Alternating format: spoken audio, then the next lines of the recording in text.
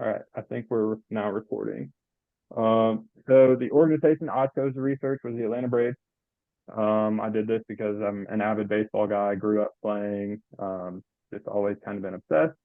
Um, did most of my research through like the Braves website, Sports Illustrated, ESPN, and some other statistical websites and articles. Basically, what I found out is the Braves are very persistent in their like ticket sale strategies. They've gone kind of out of left field. They've gone very like by the book. It all just kind of depends on the year. Like this year was the first time in franchise history that they ever decided to set a hard cutoff date for season ticket sales. It was March 17th, I believe, is what I discovered. Yeah, March 17th. And they did this because they wanted open seats to be available for people that did not purchase season tickets. They didn't want to just block them off and be like, okay, these are good, and then people not buy them, and then it creates like a big disconnect. Along with this, in 2012, they began dynamic pricing. So they really took into account what day of the week, what time, who's coming into town, how's the team playing, how's the other team playing, and kind of range their prices off of that. And then another thing that I thought was the most intriguing, I know that other teams are doing it, but it seems like the Braves have really kind of struck a chord with the community doing it, is theme tickets. So you buy a special ticket and essentially it gets you an extra promotion. So they'll do like the Alabama fan night where you get like a hat and a Yeti with Alabama branding. They've done Harry Potter night and some other stuff. I believe they did this because they wanted to make it more accessible to fans outside the Atlanta area. If you look back at like the 90s, they were nationally broadcast on CBS and they were really more of a regional team instead of just an Atlanta based team. Um, like this flickered. The cases examples, they really just pushed hard for that strict cutoff date, going back to season tickets, even pushing notifications through the MLB ballpark app, text to notify, email, and cold calling like previous season ticket holders is what I discovered. And that was really successful for them. The pros and cons, the Braves saw an overall attendance of almost 3.2 million this year, which was fifth overall in Major League Baseball. And then you go back to 2012, the Braves, when they first started the dynamic pricing, attendance was 2.4 million. So you've seen an increase of almost 800,000 people. When a lot of other teams have kind of seen a decrease in attendance after the pandemic. Overall, I think their strategies were very successful. It makes them more money. It does cost fans a little more money, but strictly from the business side, it was a success. They're seeing higher attendance. They're seeing more like ticket revenue and more people through the gate. One thing I would suggest is really hammer home on the theme tickets, and even branching out and potentially going to like the Hawks or the Falcons. And like I'm from St. Louis, I know other teams have done that in St. Louis where they'll be like, oh, here's a Atlanta Hawks, Atlanta Braves like crossover jersey, and they give it out. It brings a new demographic of people in. It brings a new type of fan into the stadium, and it could be the beginning of a very long fanhood. Uh, that's what I discovered about the Braves.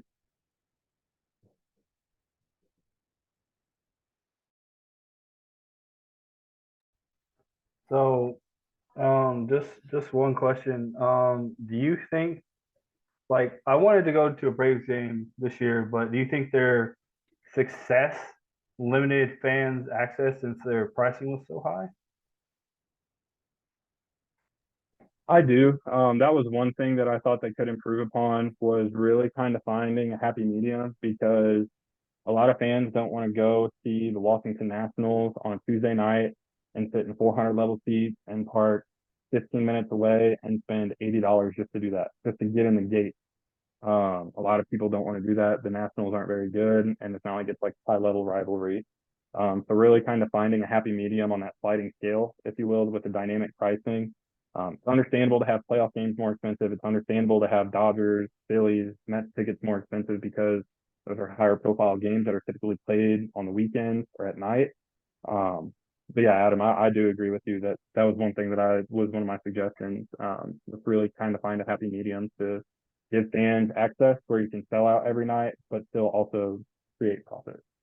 Because like me and my brother wanted to go to like see the Mets, but the cheapest ticket was like $70, and I'm like, you spend $70, $140 for two people just to get in the game. They have to get a hotel. I'm like, that's like a $400 weekend. It's like that's too much. Yeah, yeah, it's definitely too much. I don't think the Braves have much to do with the hotel, but depending on, like I said, how good the other team is, the time of the game, and then the week of the day that it's played on, those are going to play a big factor in the price. Great, great. So the team that I chose to do my ticket sales strategies on was Atlanta United. I've been a football fan all my life. Um, Back to middle school when I started supporting Manchester United and cheering on the Reds, and we in Atlanta they did have a women's soccer team. I believe they were the Silver Bullets. I can't remember correctly, but there wasn't really a MLS team. So in 2016, Arthur Blake, who also owns the Falcons, did start a MLS team, which is Atlanta United FC, and build the Mercedes-Benz Stadium, which is the new home of the Falcons and Atlanta United. Things that I found out during my research was that during that first year, 6 months before they even moved to um, Mercedes-Benz Stadium, was that they played at Georgia Tech because the stadium wasn't even done, and that they gave their fans incentives to come to the game. They gave them free tickets, free merch, discounts on merch, all these things so that they could build that fan base. And, you know, whenever they did open Mercedes Benz, that their fans would come and that they would get the experience and support in the right way. Um, so during that first year, Atlanta United, they did like scavenger hunts on social media to where, if you could find the location, they would give you free like Atlanta United flags so that you can hang it in your house, take it to the games and whatever. And they would also, do surprise Fridays where they would just drive around Atlanta and, say, was it like a food truck, but it's a van, and just give people flags set to bring those fans and show that they want to build this brand and you know build it for the city, not just for the team. And they have many supporter groups. They have like Footy Mob, Resurgence, Faction Group, Terminius Legion. All these groups, they sit in this huge supporter section on the south end of the stadium. And if you've ever been to a Atlanta United match, they have their chants, their huge flags that they have a band, a drum line that it's just amazing to me. And like the different options to buy tickets, you have like single match tickets, group tickets, then you have like multi-game passes and season passes. So it gives every supporter of the club a different opportunity to go to a match and also support that club.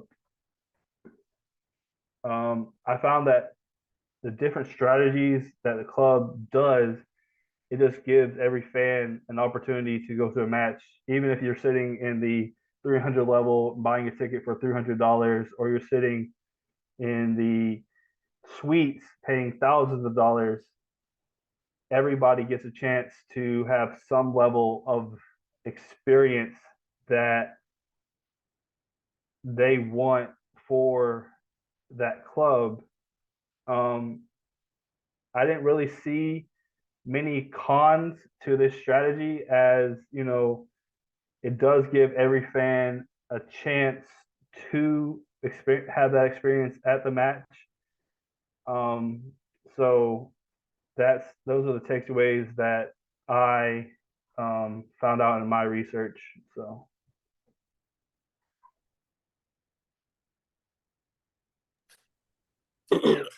So I will piggyback off of you because I did the Atlanta Falcons. So we play in the same stadium. So I'll just piggyback off of some of the similar things that Atlanta United does do because they're under the same branch.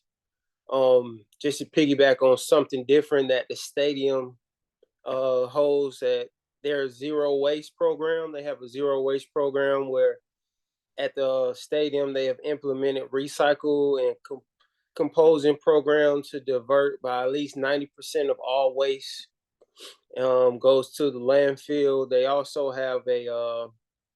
have a leadership in energy and environment design where they are the first stadium that has this certificate to be a platinum certificate, and that just stands for that they save and they're going green, and also with the concession sales where you can get a beer, hot dog, popcorn under $20 if you go to the Mercedes-Benz Stadium. And with that stadium, they have so many different things inside of the stadium, or they have a Mercedes-Benz car around each corner. They will have a Mercedes-Benz car, and they have Mercedes salesmen just selling the car, and the car may be electric, and just the things that the stadium brings itself.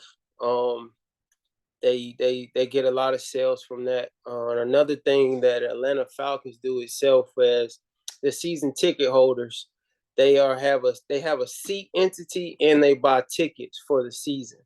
So from what I read and understood, that they buy the seats.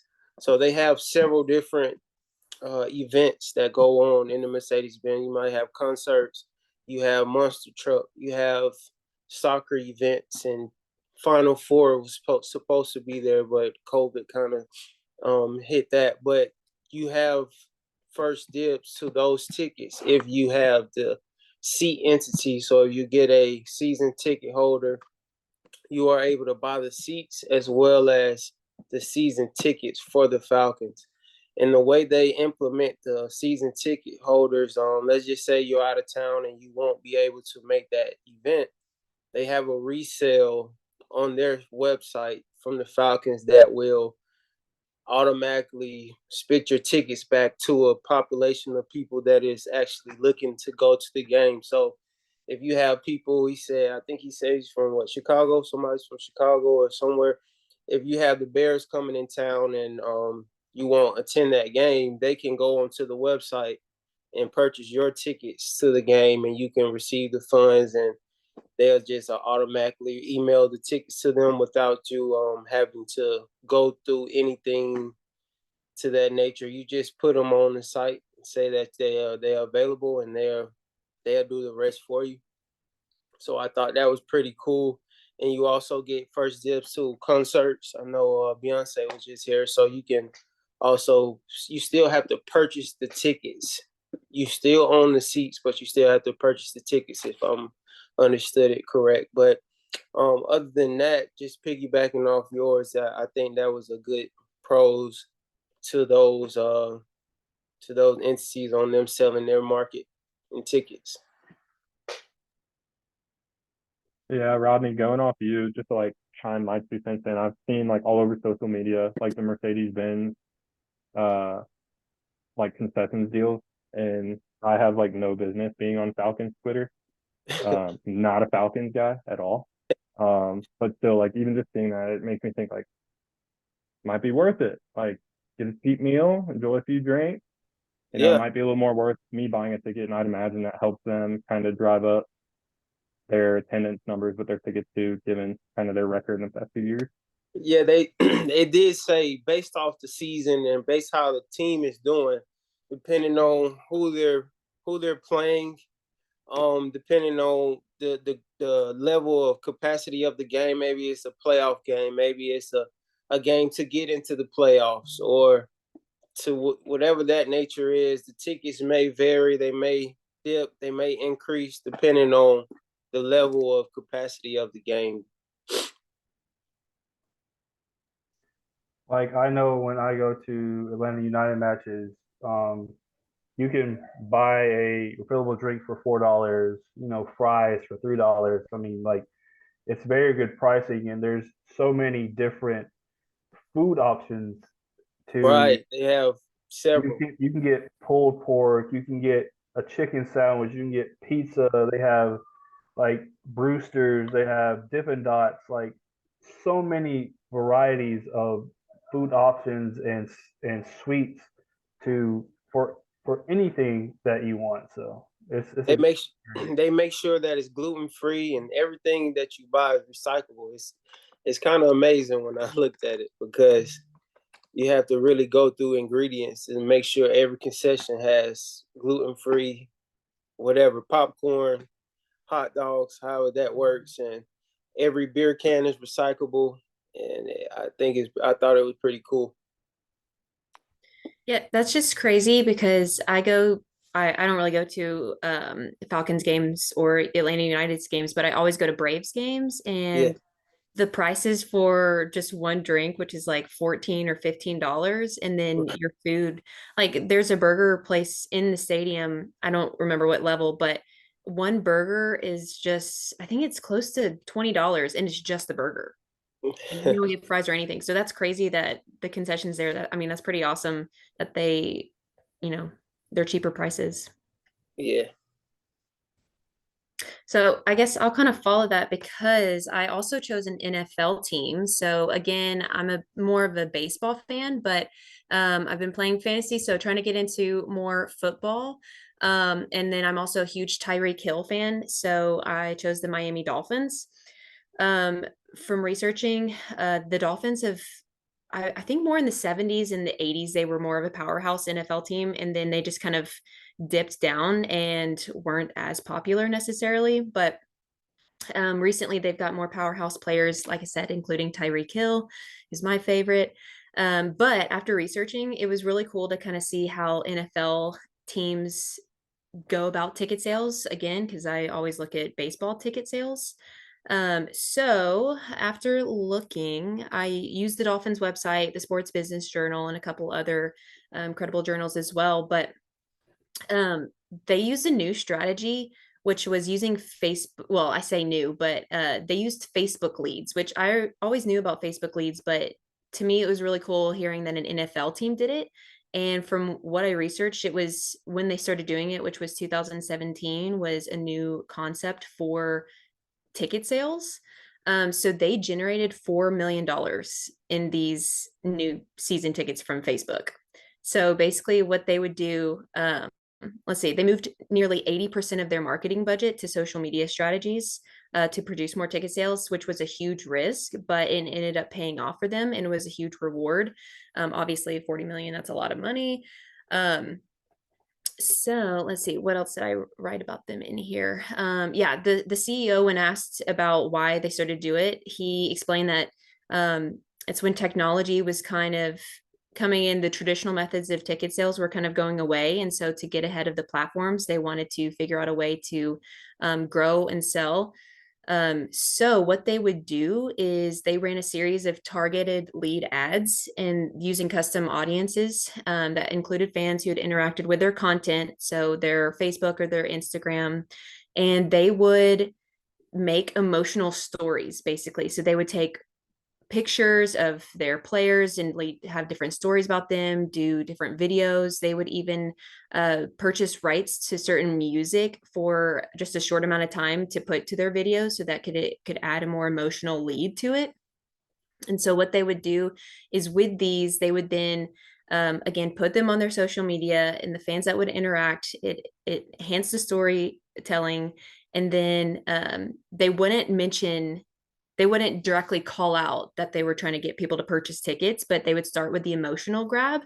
And then that generated millions of video views, which then they retargeted the fans who interacted with those videos and invited them to sign up for sales events, which then led their sales team to be able to reach out to these people and start generating more sales. So I thought that that was pretty unique because I hadn't necessarily, I'm sure other teams have done it, but I hadn't necessarily heard of it. And again, I had heard of just promotions and things like that. But how they use the emotional strategy, which was really interesting to find.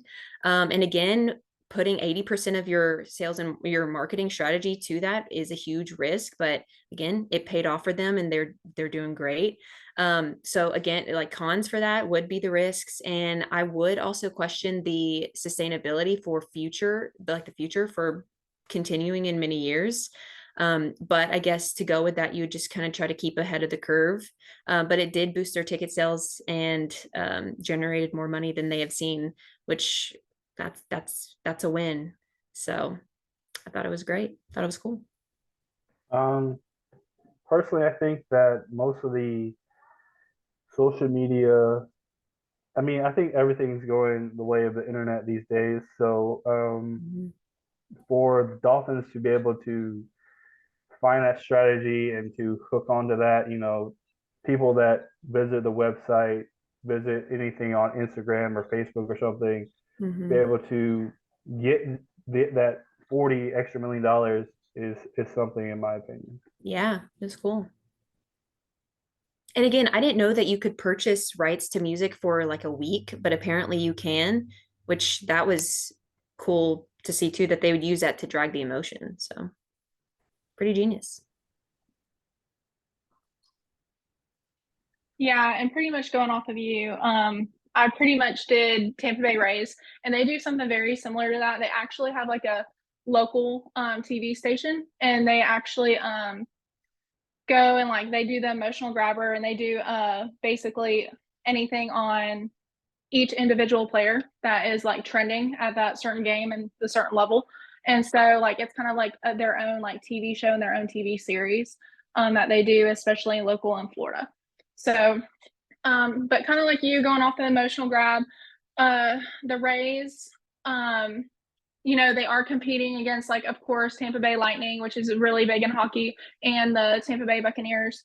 They do a lot. They're very promotional with their, I guess, marketing.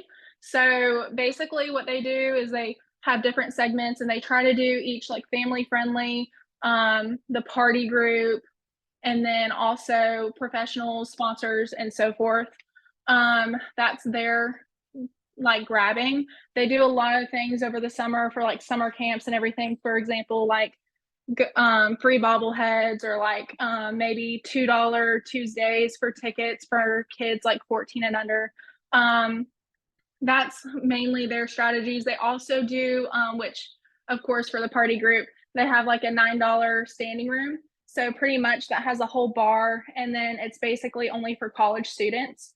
And they can go and stand in the room, watch baseball, have their own bar for like $9. Of course, you still have to pay for drinks, but they do have a promotion of winning streaks.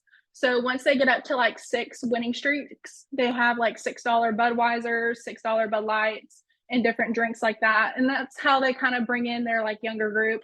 But if you actually look into the stadium, they have different areas. So like they have like a family oriented area. Then they have an area like with seniors, and then of course your party group, and then different areas for sponsors. So they brought in like different things. A really big grabber for them is like the real, you know, Rays. They actually like either you can come in and pet them, and the kids like love it. So that's mainly where they're trying to bring in more of their ticket based. You can tell like going through their schedule, they have a lot more night games. They are indoor, so that is definitely a con for them in Florida, because one, it's like extremely hot, and then two, with the rain and everything within their season. So they definitely feed off of that. But another thing that they're going to actually see in 2024, they're trying to go ahead and start a rebuild of a new stadium in Tampa. So there's a big controversial thing right now where they're called the Tampa Bay Rays, but they're in St. Petersburg, Florida. So they are going to probably start that and start talking more about 2024. I think it's going to be a huge pro for them, especially like building a new stadium with different facilities, because compared to like other stadiums around for baseball, their facilities are kind of on the lower end. So I think that will definitely bring in more people and bringing in the Tampa, because their tickets aren't really bad priced. They're not as much as, of course, the Atlanta Braves and whatnot, only because they're still in a bit like a rebuild. They've done great in the past couple years, but overall, they're still in their rebuild situation. So they do a lot of different promotional strategies. They really tend to kids. Another thing that they do, they actually hold 1,000 seats from their ticket sales, and they only open them 3 to 4 hours before game time. Only for basically your last minute. So they hold 1,000 of their best seats. I think this is kind of a con, only because you have people who go and buy the last minute ticket and then they are like, hey, I want to get this ticket next time, but they still hold that seat until 3 to 4 hours before, and there's no way where you can actually go and purchase the seat. So I think that's definitely a con in different areas. But overall, they are definitely promotional based, and I'm excited to see where the new stadium comes into play. So that's really big in Florida right now. So I can attest because I actually went to a Tampa Bay Rays game this past summer. And it was the first indoor baseball field that I'd went to, which I thought was really weird. But I mean, I understand why they have to do it, but it was such a weird feeling. And then they also keep I think it's the third or fourth deck, they don't open it up. Like you can't buy tickets there. But I was happy with the cheaper tickets because obviously Braves tickets are so much more expensive.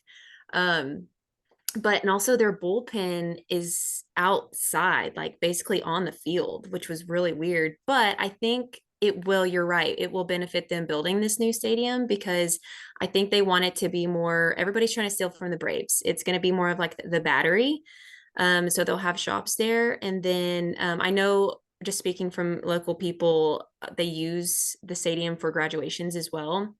But yes, you're right. I think building that and then had them continuing to do well throughout the season will, I think, help because I know that they struggle with a lot of people have moved there from northern states who are fans of different teams like the Phillies, like there's even Braves fans, the Red Sox. And so they don't have as many local fans because they're all coming from different parts of the country moving there. But I think that you're going to start seeing that grow more, especially with the new stadium and them doing well. So I think you're absolutely right. Yeah, I definitely agree. Yeah, going off you, Marky. Like, fun fact, I sang seventh inning stretch at a Rays game when I was like 8, and like that stadium is so bad. It is atrociously bad. And beyond that, like the area they're in is such like a heavy retirement age area that not only is the stadium bad and it's not going to draw people in, retired people don't want to go anyway. Like the Rays for the past 5 years have been one of the best teams in baseball, yet outside of Oakland, which has its own problems, they're the lowest in attendance. So they're competing against the Buccaneers and the Lightning, who over the past 5 years have been two of the better teams in their sport. And they're fighting against the retirement age and they're fighting against a dump stadium. And it's just, there's nothing they could do that would make it worse, I think is the boat they're in. I will say having parking right at the stadium was so great because obviously Braves, you have to walk far, but I mean, you just pull right in and it's right there. It was wonderful.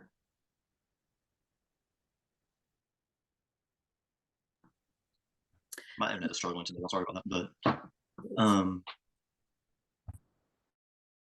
yeah, I know the Rays have been in the bottom of attendance for a long time, so hopefully that a new stadium would help. I'm kind of surprised that they're building a new stadium with the attendance numbers looking how they are.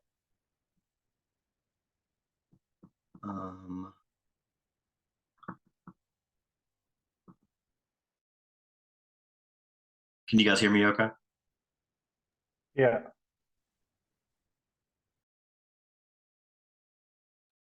Your bandwidth is low, so I'm not sure how it seems like your video might be spotty, so but I can't hear you now, so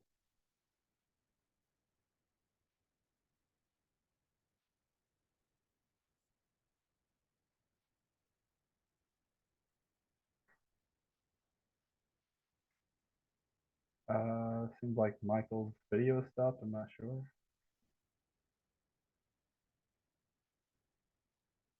Or maybe he just needs to jump back on or something.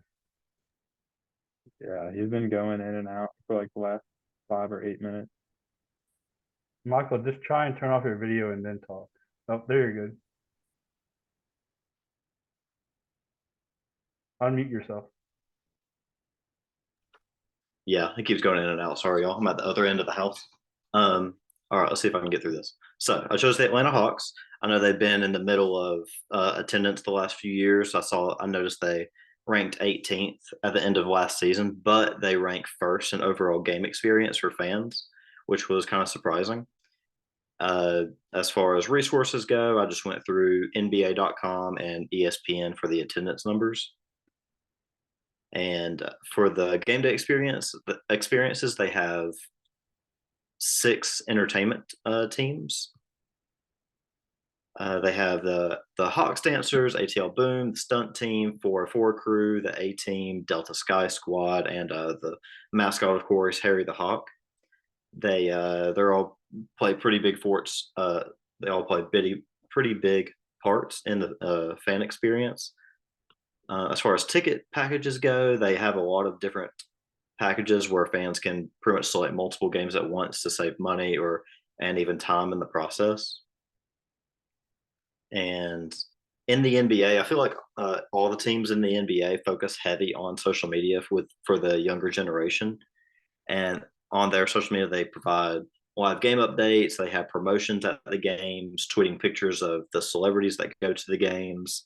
They pretty much have their Twitter and different social media accounts going at all times.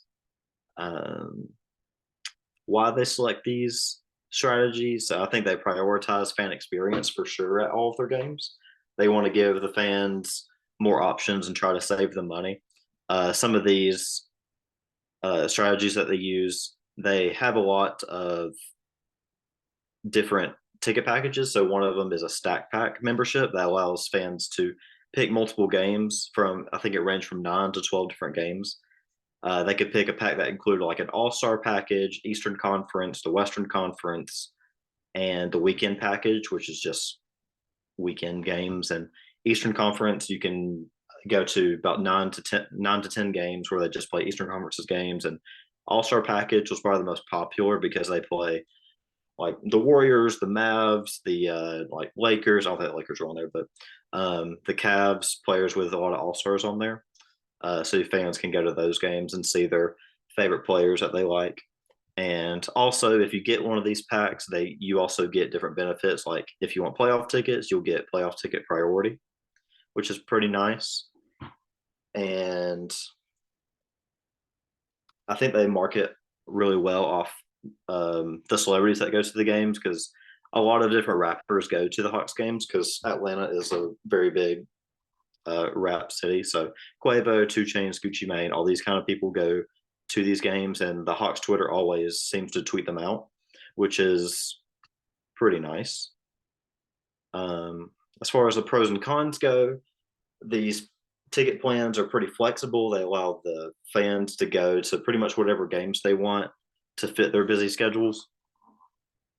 And these plans can also attract new fans who may have a more casual approach to the NBA and just basketball in general. And it allows them to attend these games without committing long term. Like they want to go more than one game, but they don't want to quite go to like a season ticket package. There are also some cons. It can provide steady revenue for the Hawks, but they'll experience lower per game revenue due to the packages.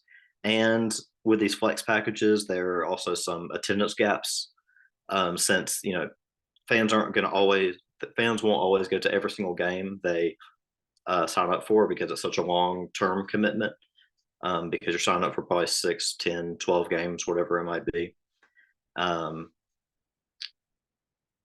And then those empty seats can impact the stadium overall and the fan experience and everything. So you might not want to return if you, I don't know, can't get a refund or something like that. You never know, customer service wise. Whether or not I feel like they were successful, Well, depending on if you look at their attendance, I'd say they weren't successful since even though they're first in fan experience, they're 18th in attendance still. So some things might have to change, whether that's I think the flex packages are a good idea. They just might need to add in some sort of perks or incentives like priority seating, early access to events, maybe discounts on merch, stuff like that. And I think those added benefits can make the flex plan more appealing and maybe get some more fans in the stands. Basketball is more of a casual sport, I feel like, so they might struggle a little bit, especially in Atlanta. I feel like the Hawks fan base is very casual, fair weather. Yeah, I can agree with that. I really like. I didn't know that they can do the the package plan to see the All-Star package plan. I think that's pretty cool that you can go and kind of select the teams, especially nowadays that these guys take rest days. So you don't want to buy a ticket, and the Yeah. guys that you want to really see, they taking a rest. So it's kind of pointless. Yeah, I couldn't find anything on whether fans could like exchange their tickets. Say like if someone's resting or something like that, that could easily Right. make a fan feel Right. a certain type of way. So Yeah. if they don't offer it, they probably should. But I also understand why they couldn't. But if they want to improve their customer service or maybe get some more fans into the stadium, they should probably offer some sort of refund or at least a swap for another game. Yeah. I I mean, agree. Yeah. I think that you know, we did cover all four major Atlanta teams. I mean, in my opinion, what works for one group, I know that the Atlanta United and the Falcons are owned by somebody, and then a group owns the Braves and another group owns the Hawks. But them all being in one city, there has to be a way for them to collab. Have my supporters go to your games, your supporters go to my games. Some way to for everybody to take money, but to raise the ticket sales and fandom for all the teams in Atlanta or whatever major city has multiple teams in that area, like Houston, Dallas, stuff like that. There has to be a way to increase everybody's sales and to make those sports more active and more appealing to people, in my opinion. Yeah.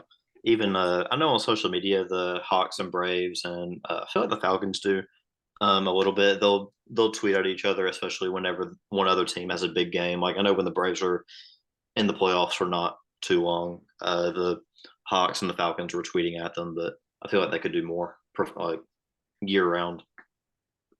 Yeah, that is interesting. And I think it was Troy who did the Braves where, how they do the college nights. I wonder if there could be something where you do other Atlanta team nights at different events. I don't know, because that is a really interesting concept to bring the city, I guess, because huge Braves fan, but I don't really go to Falcons games. So how can you get me to go to Falcons games, even though I'm a big Braves fan? So why not um try to get them all together? I think that's a really interesting idea, which would be really cool. I don't know how it would work, but I mean, I know I'm a Atlanta United and Braves fan, but I'm a Cowboys fan, and I think, I mean, I'll watch any NBA game, but I'm not a particular Hawks fan. I'll watch like Indiana Pacers or some other team before I watch the Hawks because the star power they have. I mean, they have um, what's his name?